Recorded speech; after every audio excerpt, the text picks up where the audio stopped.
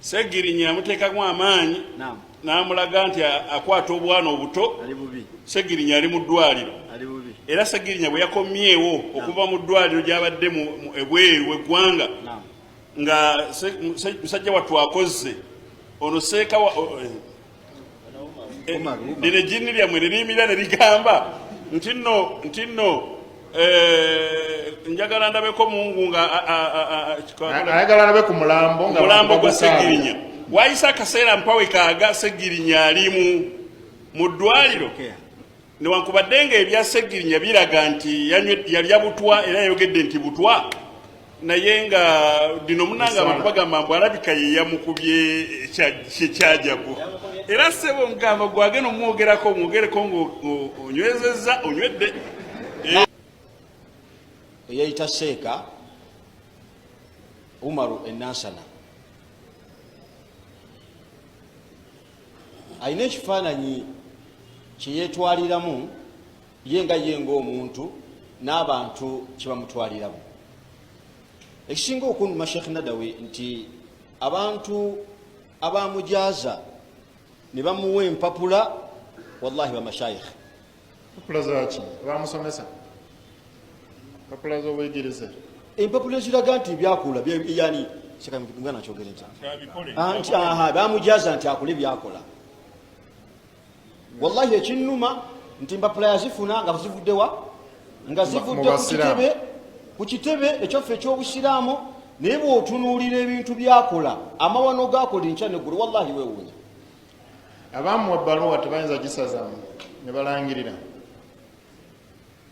Kimanyi Sheikh naye mwogereko ng'ogenderera Sheikh Ibrahim omutadde abo bonna tubagamba Allah subhanahu wa ta'ala yagamba. By the way, kambajjukizeewo na kano Sheikh Ibrahim obadde tonnantuusa wali akoze atya leero? Kansooka empiseewo na kano Sheikh Myaduka aleese aka abantu okubeera nti bakaaba mabegako twali wano Seka Muzaata yamwogerako.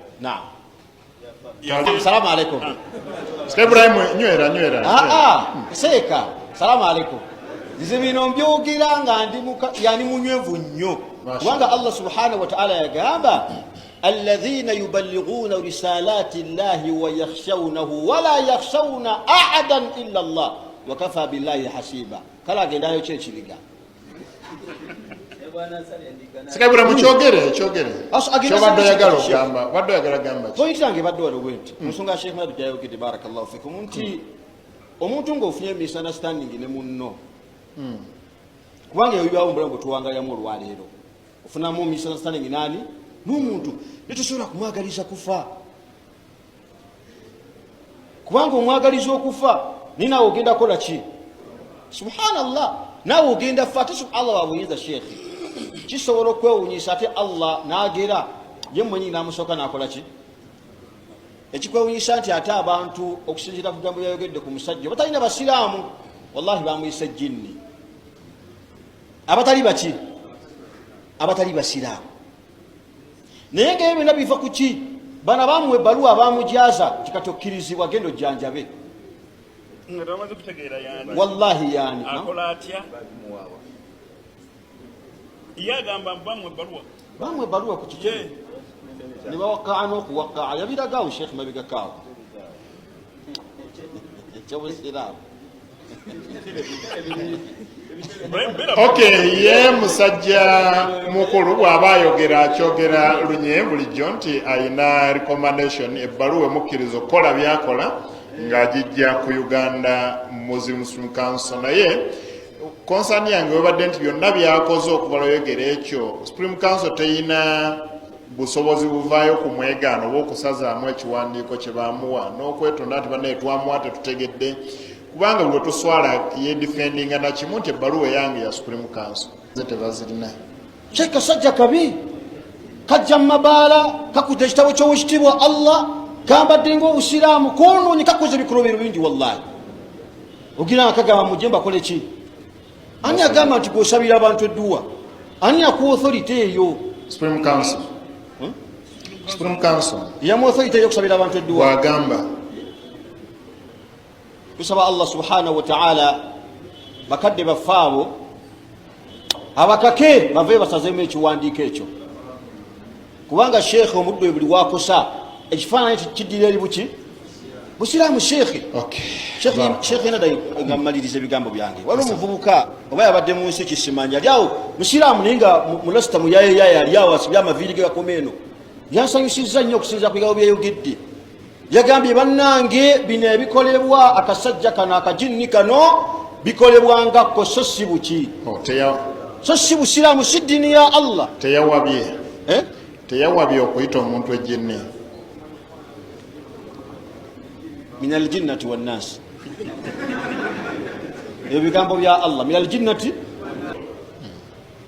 nsabe Uganda Muslim Supreme Council n'obwetoowaze ekitebe kyaffe eky'obusiraamu n'obwetoowaze obusembayo ekole ekimu ku bibiri mu bwetoowaze kubanga Supreme eriwo kuwanika bendera yaki ya busiraamu teriiwo kukakkanya bendera ya busiraamu mbasabe bakama bange ba Dr. Sheikh Shaaban Ramadan mubajje n'ekitiibwa ekinene kyenkuwa either okole ekimu ku bibiri ekisooka kwegaana omusajja ono omwegaane mu public kubanga ebikolwa byakola tebiri presentinga kitiibwa kya busiraamu enemo kijja kulowoozesa abalala abashiriku kubanga omusajja mushiriku kigenda kulowoolesa abalala abashiriku nti nabo bajje beebuzeebuze bwe batyo mbawe ebbaluwa era nga kisoboka bulungi okuba nti bangi abashiriku be bazze bawa ebbaluwa abali mu kategule efaanana bwetyo nsaba mufti n'obwetoowaze obunene oveeyo weegaane omusajja oyo oba ekyokubiri kyensaba kyoyinza okukola kwe kuvaayo oyite omusajja ono ajje ku kitebe omuggyeko ekipapula ekyo kyayina kirangirirwe publicly nti tali wansi byakola turipresentinga naye oba bo tebabiraba kubanga singa baali babiraba bayinza okuba tebabiraba twalowooleze kirungi nti bino ebikolwa ono omwami byakola temubiraba alan hana lakum waktun an tarawha ekiseera kituuse mubirabe bakadde bange bwe mba tembirabanga eyo gwo ntaddeyo